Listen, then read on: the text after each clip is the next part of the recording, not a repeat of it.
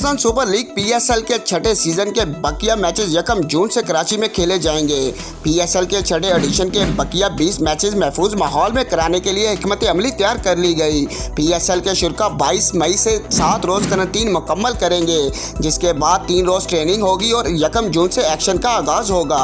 1 जून को पहला मैच लाहौर कलंदर और इस्लामाबाद यूनाइटेड के दरमियान खेला जाएगा।